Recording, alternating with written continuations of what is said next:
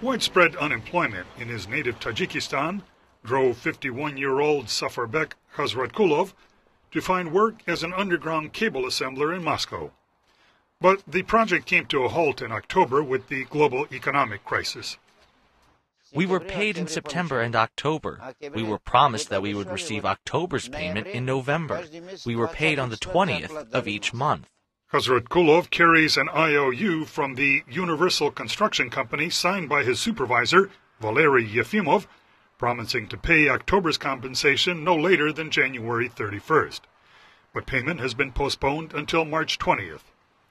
Construction projects throughout Russia have stalled, and many workers are owed back pay. Valery Yefimov told VOA his company cannot pay Hazratkulov and also his Russian employees until it gets funds from the developer. The Tajik Migrant Workers Union in Moscow keeps a thick file on members who have not been paid for completed work in Russia.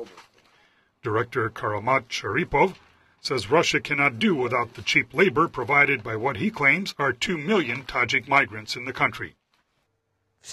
All private sector firms, especially construction companies, which build tens of millions of cubic meters of property in Moscow, would all close for a simple reason. No Tajiks would mean no one to do the dirty work, to hand-carry bricks to the 15th floor. Tajik migrants often sleep in squalid, overcrowded communal housing, some in the open air under bridges.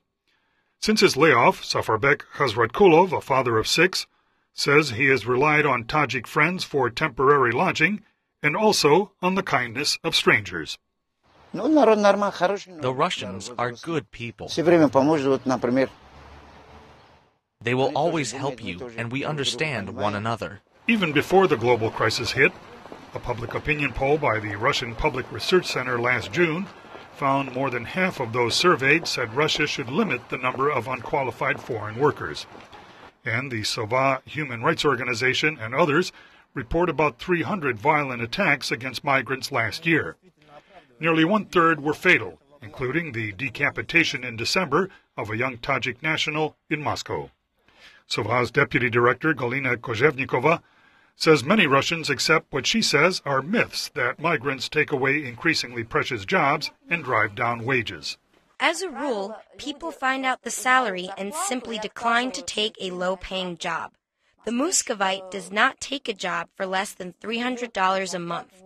Indeed, it's very difficult to survive in this city for that kind of money. Migrants, however, have survived, and many send remittances to families back home.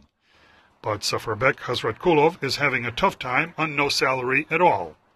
He hopes to finally get paid for his work so he can at least return to Tajikistan. Peter Fedinsky, VOA News, Moscow.